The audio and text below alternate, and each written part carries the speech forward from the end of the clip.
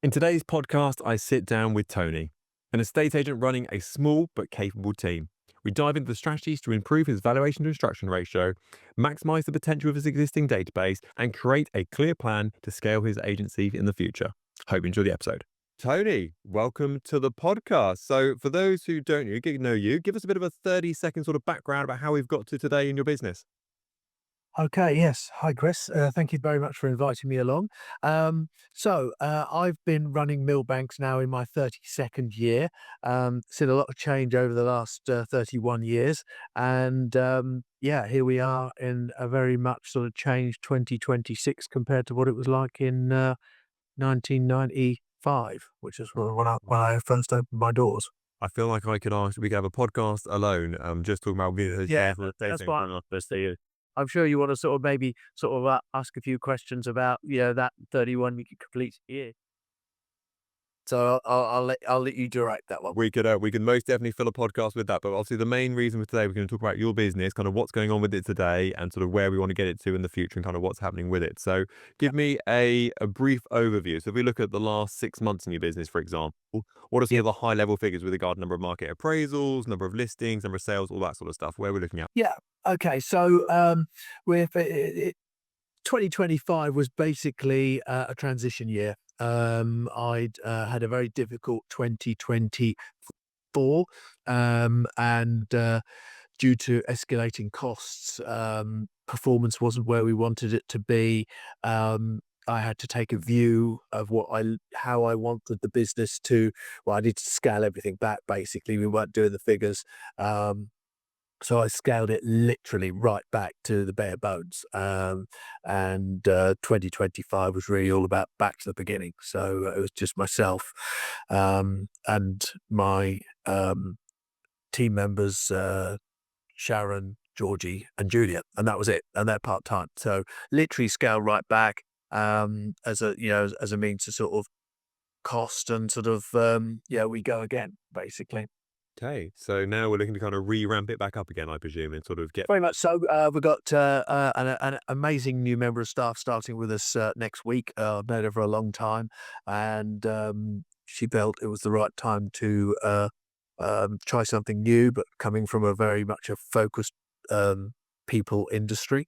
So she's used to dealing with customers, customer facing, and really excited about that. And I think that, how I look at 2025, the last 6 months, I think where what we haven't done enough of is consistency in calling out, how I've built the business over the last 31 years, which is amazing customer service, great, but the prospecting side hasn't been where it's at. We've managed what we've got very well, and made a few tweaks last year, in particular, like the way we do business. Like uh, I think agency I've noticed over the last 31 years has changed significantly. And I'm still surprised that agents still tie sellers into like long-term contracts. Kind of like we all know why, but Yeah. I'm not going to say why. But I felt clients need it. I think it's as time evolves, we're now moving into a more. It's all about the client. It's all on the client. The client doesn't want to know that you've sold X number of properties or your pie chart looks like what. They're not interested in that. They're looking at it's about them. And I think that I introduced at the start of last year 0 week contracts, just 14 days notice. Um, I was a little bit sort of skeptical about doing that, but I felt that it was the right thing to do. And I think as long as it was carefully managed, which we very much did, yeah, no problems whatsoever. But it gives people actually instructed me last year on the basis because that gave them that flexibility as well. And it put the onus on me to make, to, you know, make sure that what I say I was going to do, I did. Okay, good. So the first thing I would always look at so at the moment you're sort of one person band with part-time staff alongside it, and also you get your full-time member of staff join the team very shortly. And what's their name? So I don't have to call them full-time member of staff. I've seen it. Celia. Okay, you've got Celia joining your business very shortly. Yeah. How much experience has Celia got in the grand scheme of things compared to yourself? Oh, what, in a estate agency or in people? In people, because I mean, we've got to remember this is a people industry. In a estate agency, zero. So, which is great for me, because all the successful people that I've had with me over the years, as long as they're willing, I've trained them up and they've gone on to, be very successful. So, Well, I think the whether, I think, people who are new to the industry I absolutely love, and I think that's a great place to start with people. There's no sort of bad habits to have there, sort of like to undo. But I think that the first thing that I'll be looking at is sort of the Tony's way of doing it or the Millbank's way of doing it, however you want to put it there. And sort of that is almost like your winning formula as a business. So for example, I shouldn't, if Cedar takes property on the market today and you took one on tomorrow, I shouldn't really see any difference between those two. If I see your social media, I shouldn't really see any difference between the two, obviously, apart from, one's obviously you and one's obviously them.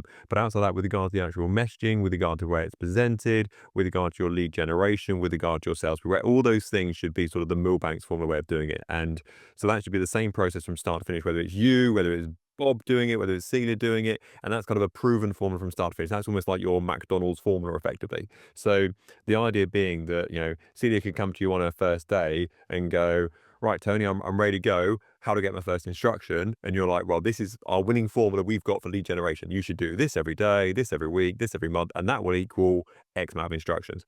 Great, Tony, I've got my first instruction. High five. Great. What should it look like? Well, it should look exactly like this. This is how many photographs we do, this is how we present it, we do a video tour, etc. And that process should be as much as possible logged down from start to finish. So that, I don't use the expression too lightly, but it should be basically idiot proof. I expect a joy to come in your business and be like, yeah, Tony, I've got an instruction, mate. And you should be like, great, this is what we do with it. Great, I've yeah, sold it. Great, this is what we do with it. Great, we've got a completion today. Great, well, these are the boxes we're ticking, and it's a process from start to finish. So as you mentioned, I shouldn't really be able to tell the difference between your stuff and the new member of staff stuff because it should just be the Millbank's way. That should just be your way from start to finish. That's the big piece to start off with to kind of get things sorted. Okay, so with that new team member started then, so let's lift below the hood slightly and see what's going on with your business currently. So we look at sort of things like valuations and sale agreed, etc. for the last 6 months. What sort of figures are we looking at overall? so for the last 6 months, we've looked at, been out to 74 properties. Okay, And out of those 74, we put 28 on the market, cool. which, bearing in mind that our fees are higher than our competitors, and we make a point of that because, you know, I think it's easy to get into the race to the bottom just to win market share. But, I've been around long enough to realize that market share is just vanity Sure. and bit sanity, the old expression, but it's true. So, I want to be able to, we charge a fair fee for what we do. We provide amazing customer service, and that's how we get our fee. If they want a lower fee, then then we're not for them. Cool. Well, I like that positioning already. So of those 28 properties you brought on the market, how many of those went under offer off the back of that? 17. Okay, 17. Cool. Excellent. So, listing rate here is just sub 40. So what we're 38% valuation to instruction rate, and we are 61% sale agreed rate. That's really good. I like that a lot. Um, good. Okay. So what's the biggest constraint on your business today? Is it the number of people you're seeing? What's the constraint that's kind of stopping you from doing more and having a better business, do you think? At the moment, the weather. Apart from that, with it being sort of like, minus whatever it is. No, I personally think, and this is obviously why I brought Celia on board, I needed to make sure I got the right person who had the right people skills, someone who I knew as well, and also had a local identity, because I think that's important as well when you're talking to new clients and so forth. I think if you've got a knowledge of the area, um, doesn't matter if it's your first day, your first week, your first month. People want to be able to speak to people that they feel comfortable with and that have an expertise of the area because they can learn the rest of it. But if they've got that confidence to go out and know about, areas and, talk about life and be able to relate to people, that means so much because it's all about building trust. So is it a capacity issue with your business? So for example, Yeah, sorry, I didn't really ask the question no, there. I Got totally it. got you. that was a brilliant politician up there. Very much so. No. So Celia's been bought in purely and simply because, we're in a much stronger position now than what we were 12 months ago. Yeah. We're into a new year. The budget's behind it. All the challenges that we faced at the end of 2025 are past us. We've got, clear waters to look into and to sail into. And the idea is of bringing Celia in is to, work our database, work the data, at the end of the day, Celia is going to be a mini me. Simple as that. Cool. Okay, I like that. Well, the apple doesn't fall far from the tree, and I think that's a good place to be. So I'm more than happy with that.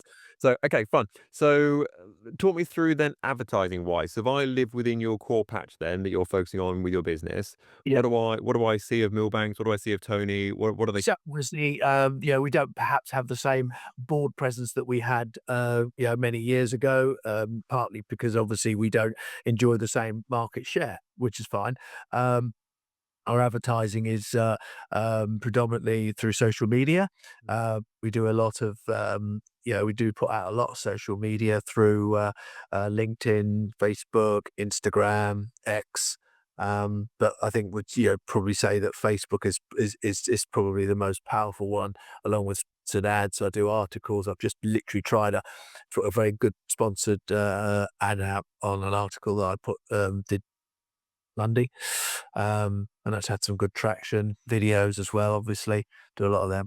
So, Yeah, lots of yeah, that's content where then. we also advertise in the local magazines as well. I think printed matter is still, I know we live in a digital age, but I still think disruptive printed matter, material still works. Cool. I like it. And what's your what's your lead magnet for your business? What do you want people to do? So obviously, you've got kind of strangers to your business. You might see on social media, they might see your ad, for example, or they might see you on Mm. your socials page or in the print.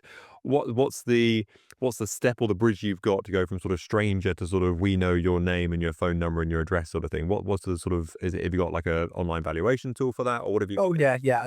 Okay, yeah. So towards the end of last year, as a means of a platform to come into 2026, we had a program with Valpal, where we organised some adverts through Google Ads and Facebook ads for valuation leads, Yep. and obviously all paid for. And we ran that from I think it was August to about the middle of December. Okay. Um, we got quite a few leads from it, but I think the problem was that we weren't really getting quality. It was the numbers were quite impressive, but yeah, we farmed the leads quite thoroughly, and I think a lot of people, obviously, who picked up on those through Google, Facebook, um, were curious, but Oh, not really in the market to do anything positive. Uh, so knocked that one on the head, and now obviously we're looking at sort of other avenues as well. Mining the database, I think, is probably the best because there's so much um, untapped, still money on the table, as they like to say, in the database, and I think that just goes left untouched, really. And I think that agents are always looking for the new business. They're always looking for that new instruction, that new lead, but you know you don't necessarily need to spend so much money in trying to obtain that, you know, golden egg when you've actually got it sitting there already. well, let's talk about your golden egg, if you don't mind the expression. So how many people are on your database? So how many sort of buyers, sellers? How big are we talking here? Uh, I suppose we've got about 11,000 actually Oh wow. Okay. in the database, which is pretty good.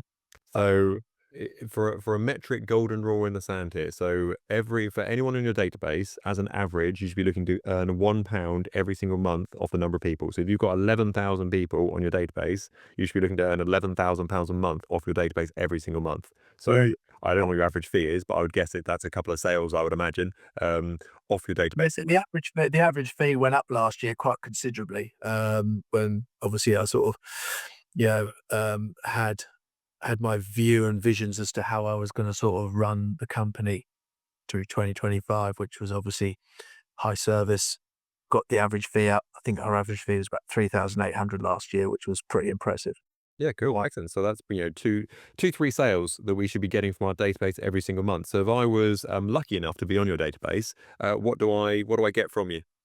So obviously on our database, we get a newsletter goes out every month, which features a number of articles that we put out through that month, and we do sort of put um, 15 articles, of which 10 are obviously property related content about what's going on in the market, what's going on in the wider market, and then I put 5 properties in there as well, Okay, fine. and that goes out to everyone.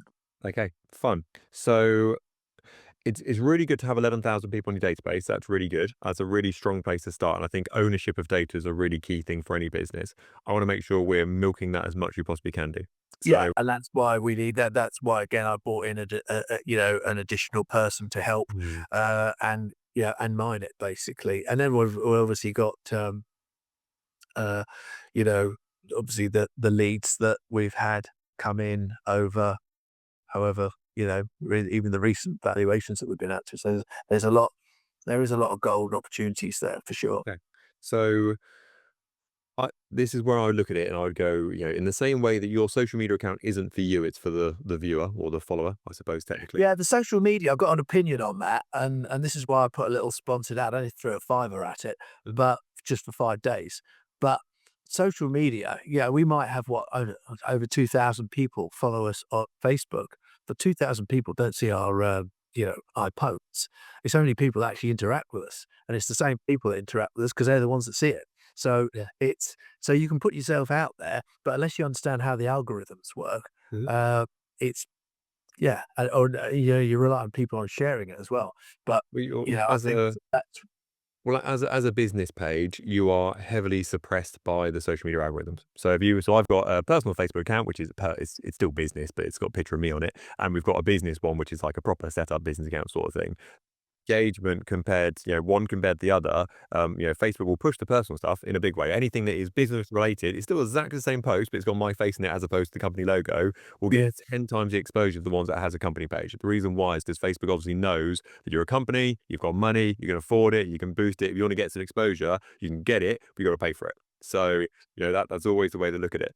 Okay, so if on your database then, so they're getting a monthly newsletter, what value do you think if you were on the other end of that email, so you're receiving that yeah. email and you were a buyer or a seller in the local area, what do you think would help you the most from that email? What would give you the most value? You're like, oh my God, that email is really good. And it's actually taken me from where I didn't know much about this to now I know quite a lot about this. What do you think? Well, I can answer that one quite well actually, and, because obviously the articles that I produce, take the 5 property ones out of it, Mhm. but the 10 articles that go in the newsletter are all relevant to the property market, to statistics, to what's going on. So, from a reader's perspective, I would be reading that and thinking, this guy knows his stuff.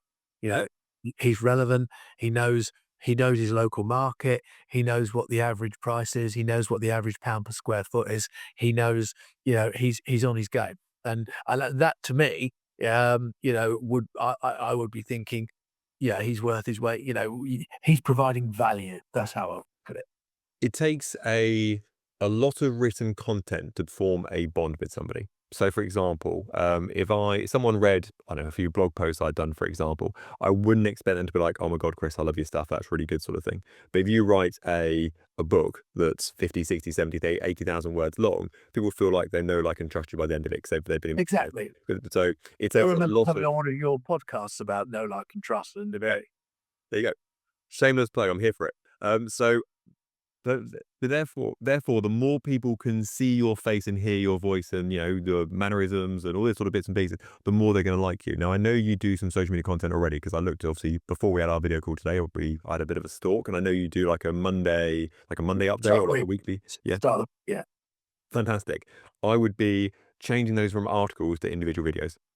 And I'll be going, right, actually, I've got, 10 articles, let's call it. Let's do 10 individual videos that I can put and embed within my newsletter. You can then take those same new videos, put them onto your YouTube channel. You can repurpose them onto your social media channel as well. You can use places like Opus, which repurposes landscape content and makes it portrait. But once you've got those videos recorded, the world is your oyster because that is then going out to your socials. It's going to your email database. You might do a newsletter on top of that as well. You can do it on YouTube. There's so many places you can do with it. I'd always be leaning into video content over written content because for me, I Do you know what? I totally agree with you, and that is one of my written down, Mm. business resolutions for 2026 is to be more consistent and do more videos. Yep. Uh, as I say, I only started doing the one, start of the week last February. Yeah. But it has got a lot of people talking and, people in the industry and particularly on LinkedIn, like it. And I totally agree with you on that. I think that, and some of the articles that I put out there on my newsletter could certainly be done and put through life cycle and sent out. And, I think people do watch those, and especially with Facebook, they input subtitles on, don't they now as well? So yeah, It's I like agree. it's about having that purpose and that content repurposed. And even if, thinking out loud here, if you record the video content, so if you used to stand in front of the camera and say, right, here's your market update for February, for example, you can then use that on your email account. You can just clip it down and use it on your socials. You can even take the words out of it and then dump it in ChatGPT and it'll make the article for you. So there's blog posts, Yeah. whatever it may be. So there's a lot of things we can repurpose it on there. Anything that puts your face in front of people it should be a win for your business. So if you go, actually, I can either write this down, which I appreciate might be easy, or I can put it into a video content, always go for the video content. So I can speak from a personal point of view here. If you say to me, Chris, read a book, literally in about 15, 20 minutes time, I'll be like, I'm bored. I'm literally looking at pages, nothing is going in. I'm just moving my head across the page, but nothing is going in. But I'll quite happily sit down at Something else at the same time. yeah, but I'll quite happily be watch a film though. If you give me a 2-hour film that's got some action in it, Top Gun Maverick, I'll watch that all day long sort of thing. I'll watch a Yeah. 2-hour film from start to finish. But 20 minutes after a book, I think to myself, my mind is wandering. I'm thinking of other things. I'm not reading the page. So I'd always lean into that video content as much as possible. And, from looking at your videos online, you're good at it as well. So why wouldn't you lean into it? So let's say more of it. So your database wise, I would be up. So first of all, I'd be doing more video content on your database. I would also, do I think that 10 videos per email is a lot? Yeah, absolutely I do. So what I'd be looking to do is actually strip that down and go, actually, should we be doing a weekly newsletter that has 2 videos in it, for example? Here's one topic, here's another topic. Right, week later, here's another one. You're still doing the same amount of content, you're just spreading it over a month. Instead of sort of giving them a bucket at the end of the month, you're sort of drip feeding it over time. So The newsletter, Chris, is basically put out by our CRM, yeah, at the end of each month, which features like the greatest hits of the articles that we put out right. during the month. So that's why it goes 15, but there's nothing to stop me putting, a video article out. Well, I do anyway. I mean, I don't do the video articles, but I do, the written articles, which go out on an email to all the database. There's nothing to stop me from converting that and doing that as a video, with a YouTube link and then pinging it out there. Because I think the thing for me, the true test of this is when I talk to any agent about their marketing, I'll go, great, what marketing do you send out? And they're like, right, I sent a leaf out this month and I sent a leaf out next month, for example. And I do one after that sort of thing. I'm like, great, well, tell me what you had for dinner 2 nights ago. And they'll be like, what did I have for dinner 2 nights ago? Yeah. Was it the chicken? Was it the fish? And I'm like, right, well, you're expecting someone to remember an email you sent them a month ago or a leaf Yeah. you sent a month ago? Not in a million years. They were staring at their dinner for 20 minutes while they're eating it and they can't remember what they had to eat. They're not going to remember your leaflet or your marketing. So I'd look at this one and kind of be, just look to gear it up slightly. And I think actually your goal, which sounds a bit kind of backhanded here, is to get some unsubscribes. Is actually to get some people to come back to you and say, actually, unsubscribe me for your database. 'Cause it's all well and good having 11,000 people there, but I'm sure not all of them are looking to move house anytime soon. So you actually want to kind of whittle that down and kind of go, look, you either buy or you die in the nicest possible way. I'm going to send you a lot more content, and probably 95% will go, great. I'll enjoy the more content. 5% were like, actually, I moved house 6 months ago, Tony. Don't worry about it, mate. Or I actually went to rent it in the end. Don't worry about it, sort of thing. You're like, fine. No, till you're off my database. So I'd rather it was kind of 10,000 good people than 11,000 just for vanity. Yeah. Yeah, I understand that. Yeah, it's quality over quantity. Cool. So let's keep the video theme going because you're good at it. So let's kind of double down on it. So let's see if we can improve this market appraisal to instruction ratio. So we're currently at 38%. We can improve that. So talk me through then. So you've got a evaluation's been booked in through your business, and then you turn up 2, 3 days later, for example, and say, hello, I'm Tony. What happens between those two? So you hang up the phone and say, I'll see you on Saturday at 2 o'clock. And then what happens between then and the valuation? We sent an email confirmation confirming that I will be going round. Um, one of the things that I do need to do is create a video to introduce myself, to say who I am, what I am, what my business is around, my experience levels, and just be an all round nice guy on the video. If that, as soon as I get through the front door, I'm 1-0 up because they already know me. I don't know them, but they know me. Excellent. So you've taken the words out of my mouth there. That's absolutely perfect. And it's a really good thing to do. I would script that out and I'd probably put it through ChatGPT a few times to get it down to about a minute long, minute and 30, something like that. Um, I would do something along the lines of, it's, hi, I'm Tony. It's myself who's going to value your property. I've been an agent now for the last 32 years. I've sold everything from this house to this house sort of thing. This is what we're going to talk about on your valuation. I'll look around your lovely home. Then we'll talk about the local market, how we get you the best price, and then I'll talk you to the next step from here. So that's Yeah. kind of a rough overview. Um, how many reviews are you up to on Google at the moment? How many 5-star? Okay, great. Well, I mean, 100 sounds better just to say if you get an extra net. Working on that. We're working on that. Okay. Have you got any clients that you think if you asked them nicely, they would jump on a Zoom call and do a quick video testimonial for you? So many people are so um, worried about going on camera. I think the people that will probably go on camera are the people that are probably quite Facebook savvy, which is probably, um, yeah. I can't think of any on top of my head, but I'm sure there are. But I could, So I would look through your clients you've got at the moment, and you only need one or two of these. So it's not like we're not looking for like another 90 reviews, for example. One or two video reviews. Now it doesn't almost less polished the better here, because if it's really polished up, everyone's like, oh, that's an actor or that's a studio or that's whatever it may be. If it's Margaret with her phone in front of her face saying, yeah, I dealt with Tony and he was great from start to finish, they're like, well, that's clearly a real person with a real experience. yeah, What I would then do is within your VSL, so your video sales letter on your pre-valuation, the very last thing you should say is saying, look, if you want to hear some, from the horse's mouth or some testimonies about how well we do, there's a couple of videos you can just watch below here. Just scan the QR code and you can see what we're like. And you can we do when we do our appraisal. Once we've done it, we put the link into our Google page, and people can see for themselves. Yeah, how amazing we are. well, a large, I think it's about 73%, 70% in that sort of ballpark, decide which agent they're going to go with before you even walk to the front door. 100%. So therefore, if we're going to kind of weight anything, we want to front weight it and be like, we're amazing, we're really good, this is service, Yeah, and then you turn up. And if the people make their decision about how good a business is within the first 24 to 48 hours of yeah, kind of initial contact. So there's an yeah, area to kind of really weight it and go, this is why we're really good. Hence why when you turn up at a hotel, they're like, oh, here's your welcome drink, Tony, and here's so and so. Like they're weighting it towards the front of it so that you're like, oh, it's a really good hotel. Then if it, dropped down a few notches, it's still a good hotel. Whereas if you start with it's okay, it's average, if it drops down a few notches, suddenly it's a bad hotel. So we want to really sort of heavily weight towards the front end for the customer experience. So I'd be putting in there, video testimonials, obviously your VSL welcome, I'm Tony, anything you can include in there with regard to a set of details for a house you've sold recently. Pick one that looks really nice, really well presented, get 30, 40, 50 sets printed by a professional printer. So therefore you can say PS, included in here is a set of details to show how we present our properties. Great, you've got something to hold on to as well. Um, so that's where I'll be looking to really push that forward. The most important part of all of that, though, is that somebody actually watches it.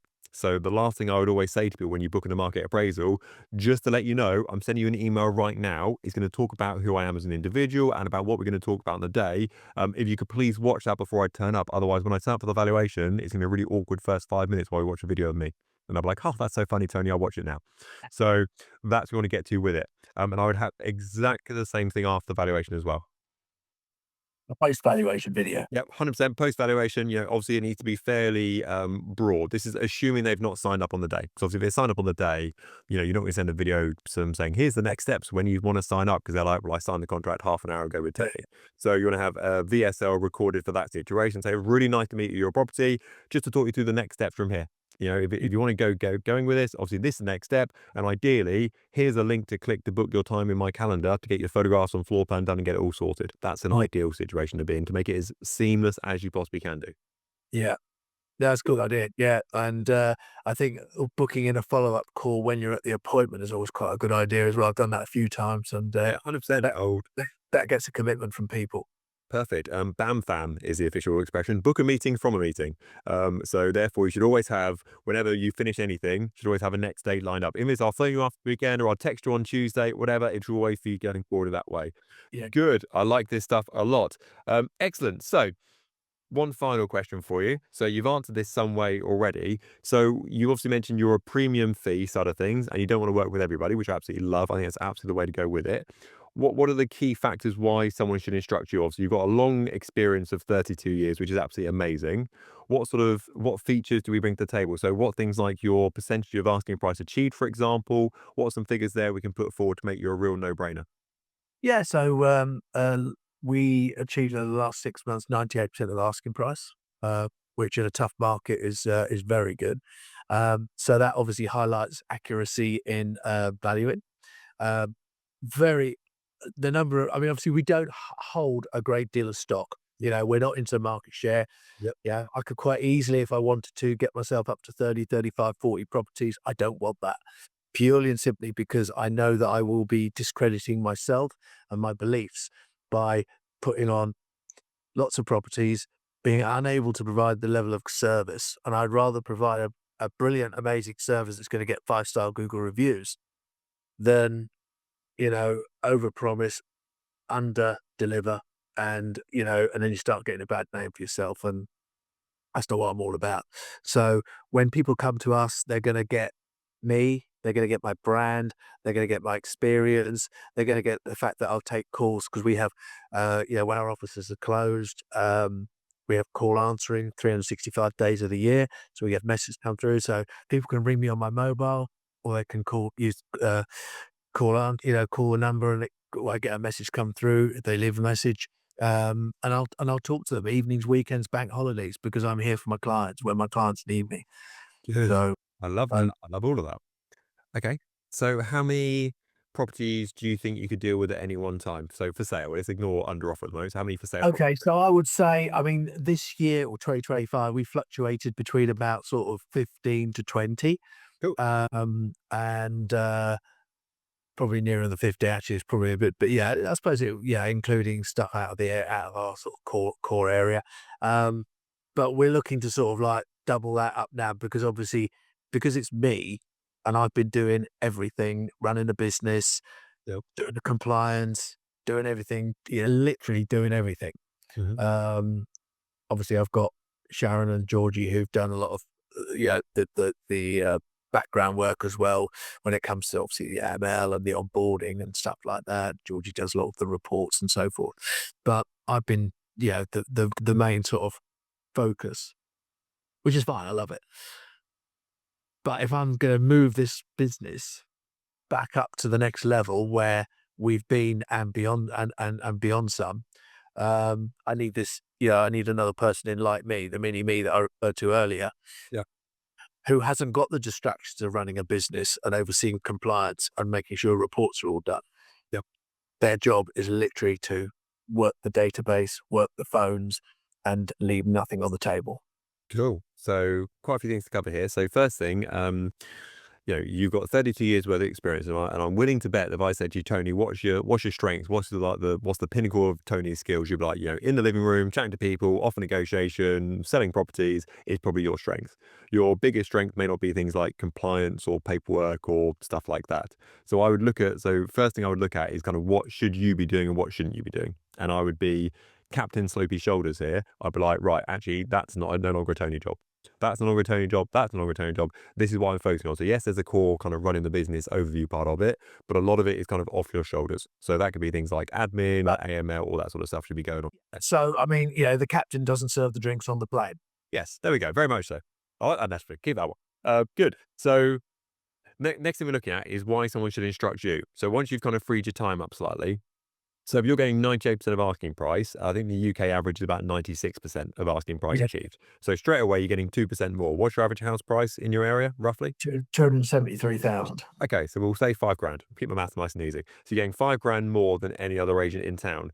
I would I would be saying to people, I wouldn't publicize this. I wouldn't put like a Facebook ad up about this or anything like that at all. But I'd be saying to people, I've got a maximum number of clients I work with at any one time. And Yeah. this is the reason why I only ever work with 15 clients for sale at any one time is because we want to provide the best possible service, give you the best possible outcome. So we get 98% of asking price, which is 2% more than the average agent in town, which is about £5,000 in your pocket. We can't do that for everybody. If I had 30 properties for sale, 50 properties, 100 property sales like these guys over here, I wouldn't be able to get that. That's why they're getting 96 and I'm getting 98%. So if you guys want to get 98% as opposed to 96%, which is £5,000 more, you need to come with ourselves. Currently, we're on 14 properties for sale at the moment. I've got 3 valuations this afternoon. If you want to be number 15, you'd let me know by tomorrow. Yeah. Suddenly, it's gone to the conversation, isn't it? Another stat that I can also throw in, which is one about number of days on the market. Oh, amazing. Keep it coming. Yeah, great. And I found this one out over, between Christmas and New Year. See, I told you I had too much time on my hands. And the average in Attleborough is 85 days. I think it's 85 days. It's certainly in the 80s. 85 days from a property going for sale to sale agreed. In the UK, I think it's about 77 days. And I think our average was 62 days. Cool. So what's that? 13 days. So let's round that up to 2 weeks. So cool. So we sell you. Anyway, 2 months, basically. Yeah, we sell your home 2 weeks. 2 weeks quicker. We'll get you sold. So that means you're going to get into your new home ideally 2 weeks sooner. 2 weeks less dealing with solicitors. 2 weeks less dealing with estate agents. You can go on holiday for 2 weeks. That's a good place to be. And we're getting an extra 5 grand for selling your property. When you barrel it down to that sort of granular level, because if you go, we get 2% more, or we've got a couple of weeks extra, people don't really understand that. But if you go, And, we get and then the 5 grand. last key stat, which you can then add to that story, is the fall through rate, Oh, brilliant! Keep it coming. What's that? 17%. Brilliant. So, well, the average is Not what, 33% in the industry. So let's call that 15% or so. So we can get you more money in a lesser timescale with less risk of yourself falling through and get you moved 2 weeks quicker, and you can have that 2 weeks as a holiday. And I would phrase that in a way and say, look, I've got a figure that's also really important to you, and that is our fall through rate. Let me tell you why that's important too. What I don't want to do, the worst part of my job and ever in a estate agency is phoning someone to say they've lost their buyer. People are on holiday, they've made plans, they found their dream home, and it all falls apart through fall through rate. So I'm really passionate about making sure our fall through rate is as low as it possibly can do. Industry standard is 33%. So there's a 1 in 3 chance that I'll be having that phone call with you if I was any other agent. But because we put so much focus on our sales progression and getting it through to completion as quick as possible, it's actually more like 17%, which is fantastic for our industry. So therefore, there's such a smaller chance that I'm going to phone and say you've lost the property you want to go for. So Oh, yeah, and obviously we're not playing the numbers game, so, which helps the demand because obviously we've got more time to take care and nurture it, you know, to process through, which is ultimately why we're instructed in the first place. Well, as a sales pitch, to a homeowner, you've got a no-brainer. You've got an absolute no-brainer of saying, we can get you more money, we can have a smaller fall-through rate, and we'll get you sold quicker. So your challenge becomes, how do you get that message in front of more people? And Yes, I, that's I'm right. I'm very aware of time here, so I'm going to kind of paraphrase here slightly, if that's okay. Um, Tony, you've got 32 years worth of experience. So to give you a reference here, my future wife was born the same year you started a state agency. So that you've got a huge amount of experience when it comes to a state agency. So you know a lot of stuff. If I locked you in a room and said, Tony, write me a best-selling book about how to sell your property in our core area for the best possible money and the best possible marketing tactics, you could write that in your sleep. You could probably Oh, write yeah, yeah, you could probably do a 200,000 page book, I would imagine, quite happily, in that. Your challenge is to get that from your mind in front of everybody. yeah, That is you need to be, as Chris Watkins would say, the digital mayor of your patch and go, right, what happens when your sale falls through? How should you present your property? What does offers in excess of mean? How should you cut your grass? Should you be tidying up that kitchen before evaluation? yeah, What's it mean when something goes wrong? Like what happens to the surveys? Like, all these things that you're like, oh, that's easy. I've done that 1,000 times. You should be, vomiting that information all over your socials, your email database. So if anybody goes, right, who's the local expert about the market, about selling properties? Oh my God, Tony, he's been around for 32 years. He has walked the walk, talked the talk. He knows absolutely everything about estate agency because the message you've got here with regard to 98% of asking price and, all that sort of stuff is great when you're sat in front of people.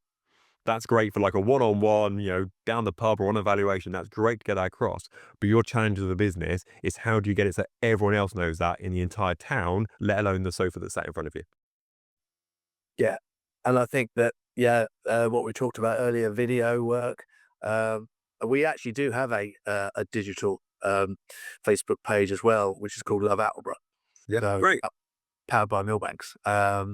And yeah, we obviously I'm the only estate agent that can put stuff on because I literally process it or choose which posts go out and which ones don't. I do decline quite a few, I'll admit.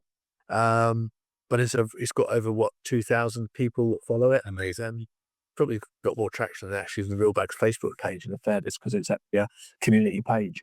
But I would look at that and go, if I was a member of that page, or I was on your database, or I was on your social media, what's the most valuable content that you can help them with? Is it a video about, if you want to sell in 2026, here's 5 things to avoid. You've got to, how to get your house ready for sale in spring. It's all these kind of, and you think to yourself, okay, record that as a video. That could be a long format YouTube video, which obviously you can then chop up into clips as well. That can then take the text out of that, make it into a newsletter as well. There's so many things you can do with that, but it's that drip feed of just saying, right, one video per week, I'm going to record and put on that Facebook group, or one video per week, I'll put on my YouTube channel. You can record it in bulk. You can literally record it in an afternoon or a day, sit at your desk or stand in a property, however you want to record it, and just go, right, here's a 10-minute video about steps to improve your house before you sell it. Because if I said to you now, gun to your head, right, Tony, talk for the next 5 minutes about what you should do before evaluation to make sure you get the best possible value for your home, you'd be like, oh, great, you need to tidy up and cut your grass, make sure your dog's out, do small preparation work on the property. You've got it in your head. You just need to kind of get that out in front of other people, and so they can realize how much experience you've got and how good you are at your job.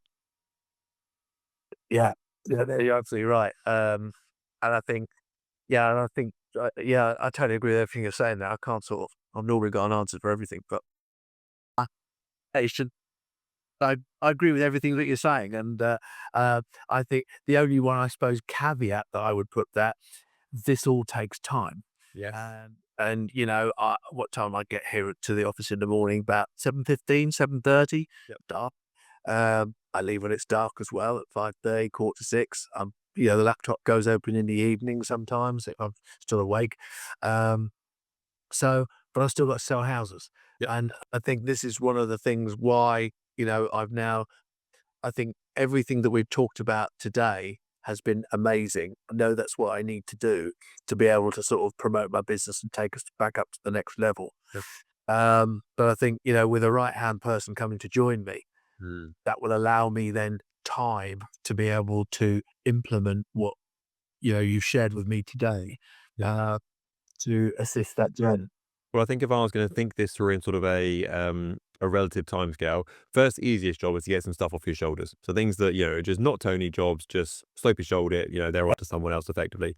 Job number 2 is to get your new person, Celia, up and running. And that's probably going to take a month or so, 6 weeks before you kind of feel like you can kind of let go of the reins slightly and she's kind of, looking after herself effectively. The next stage after that, bulk recording is going to be your best friend.